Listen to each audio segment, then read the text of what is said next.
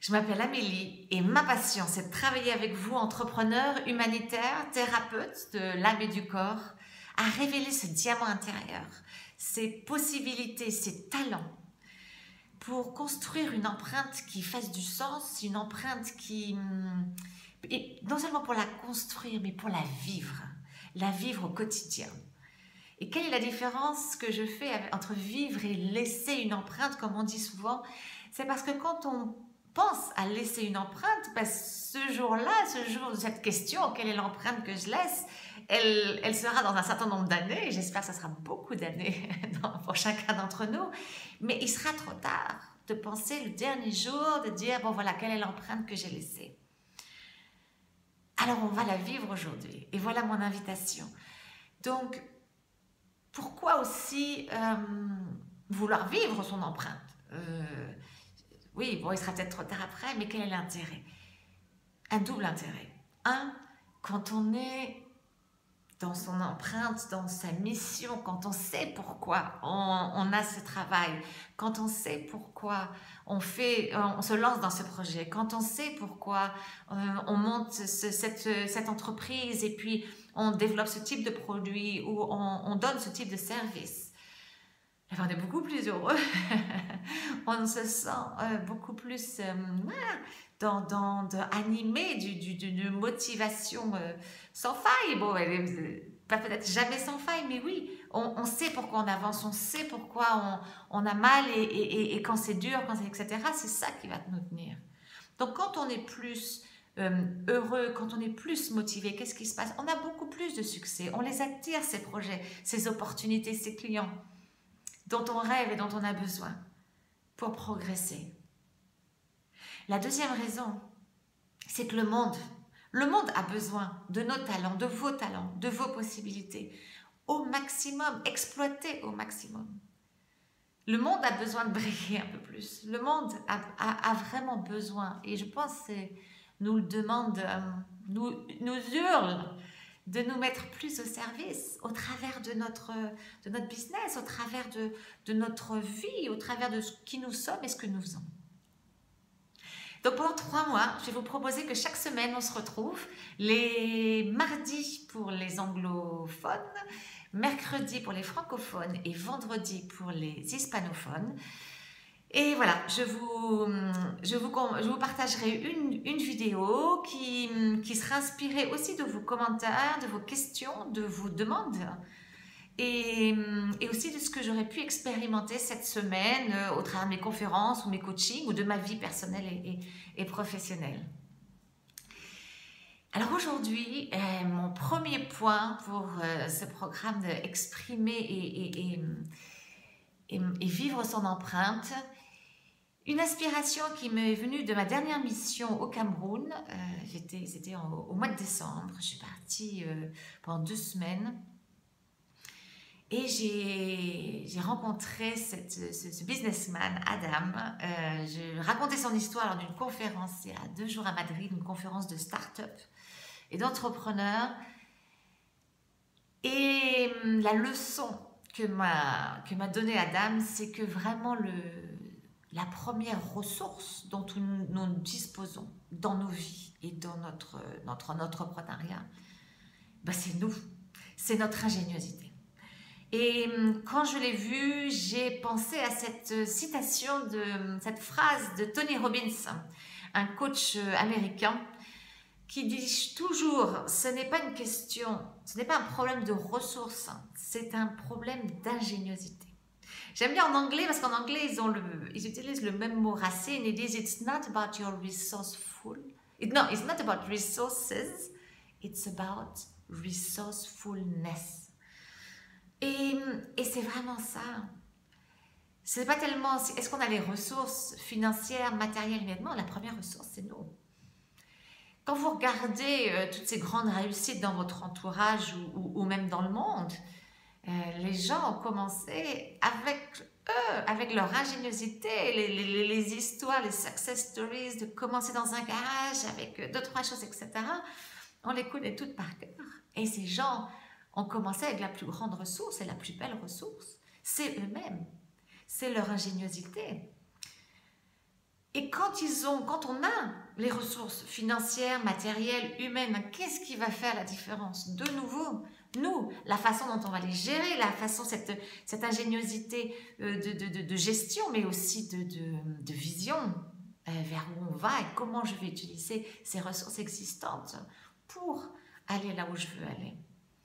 Donc cette ingéniosité, elle est faite de quoi? Pour moi, elle est faite de 3 éléments principaux. Et ce que je voudrais vous inviter, parce que cette ingéniosité, il est important, d'en avoir conscience, d'avoir conscience de tout ce qu'on a, de nos acquis. Parce que si on veut construire, eh bien, il faut qu'on sache ce qu'on a pour pouvoir construire au-dessus, pour pouvoir les améliorer, puis ne serait-ce que savoir qu'on les a. Parce que des fois, ce manque de confiance, c'est parce qu'on ne se rend pas compte de tout ce qu'on apporte. Ok? Donc, je vais vous demander de prendre, de l'écrire, de faire ce petit exercice et de l'écrire, de le faire par écrit. Pourquoi? Parce que quand on écrit les choses, ben moi je dis toujours, on a du coup une perspective différente. Déjà, on fait de l'espace là, parce qu'au lieu que ça circule ici encore et encore, on produit, je crois, près de 60 000 pensées par jour. Donc, un petit peu de moins de pensées, ça ne fera pas de mal. Un peu d'espace de... Voilà. Mais aussi, et puis de laisser de l'espace pour des idées nouvelles. Et quand on écrit, quand c'est sur le papier, du coup, la perspective est différente. Parce que là, je ne regarde plus avec mon œil intérieur voilà, à me demander ce qu'il y a, etc. Un petit peu à mariner là-dedans. Mais c'est ici sur papier. Et donc, ben, je le regarde avec mes yeux, avec une autre perspective. Voilà. Donc, 3 éléments. Et je vais vous demander voilà, d'écrire ce que ça veut dire pour vous, voilà, de quoi vous disposez. Donc, 1, vos aptitudes et vos compétences. Enfin, ça, c'est le premier élément de notre ingéniosité, c'est ce qu'on amène. Voilà. Donc, quelles sont toutes ces aptitudes, ces compétences dont vous disposez? Écrivez tout. Et n'hésitez pas les jours prochains ou régulièrement. Moi, je fais cet exercice régulièrement. Par exemple, quand je fais un petit peu le point d'où j'en suis, je vais établir de nouveaux objectifs. Voilà, on refait le point. Donc, de nouveaux objectifs, nouveaux plans d'action et nouvelles ressources que je dois mettre à disposition ou pas. Mais du coup, je me pose la question des ressources. Donc, la question des ressources, ça commence par moi. On acquiert de nouvelles compétences, de nouvelles aptitudes aussi, on développe un certain nombre de choses. Donc, c'est toujours bon aussi de le mettre à jour. Voilà. Donc, 1, listez toutes vos aptitudes et vos compétences. Deuxième élément de l'ingéniosité, c'est l'intuition. Toutes les grandes découvertes scientifiques dans le monde sont nées d'une intuition. Et après, la scientifique, on passait toutes ces années à travailler, mais souvent quand vous lisez les histoires de ces grandes choses qui nous marquent, qui ont marqué le monde, elles sont nées d'une intuition de se dire c'est par là. La solution, la formule finale, elle n'a pas été trouvée immédiatement. Donc c'est parti de quelque chose qui vient de l'intérieur. Peut-être même votre idée, votre changement de carrière professionnelle, moi le mien, il a commencé par une intuition, quelque chose, un appel de l'intérieur qui disait c'est plus ta place ici, il y a un autre chemin, il y a un autre chemin. Donc cette intuition, quand est-ce que vous y faites appel? Comment est-ce que vous pourriez la stimuler un petit peu plus? Un peu plus de méditation, un peu plus de moments de silence, un peu plus de sport. Quels sont les moments où vous allez pouvoir créer ce silence, ce lâchage pour pouvoir stimuler votre intuition et l'écouter un petit peu plus? Quelle est l'invitation que vous pouvez vous faire pour l'écouter un petit peu plus? Combien de fois vous vous êtes dit « Ah, je savais » et j'ai pas écouté l'intuition. Ok. Donc, deuxième composante, l'intuition. Élaborez sur votre intuition. Troisième composante, le courage. Et le courage, nous en avons tous. Vous en avez. Courage d'avoir monté une entreprise. Le courage d'être là et de continuer. Malgré les problèmes de cash flow, malgré les difficultés à trouver les clients. Le courage de partir en mission à l'autre bout du monde ou d'être là, à côté de chez soi, mais avec des gens qui sont dans la douleur. Le courage d'avoir fait le choix de vie que vous avez fait.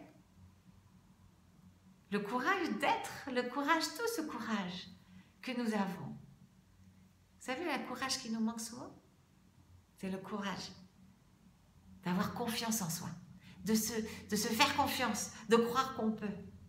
Alors c'est ce courage qu'il va falloir, il va falloir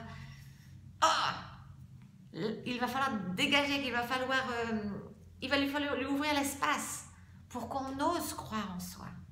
Alors comment on fait ça? Ben, regardez tous ces moments de vie. Qu'est-ce qui a fait que vous ayez le courage de faire ci, de suivre votre conjoint, de monter cette entreprise, de partir en mission? Qu'est-ce qui a fait?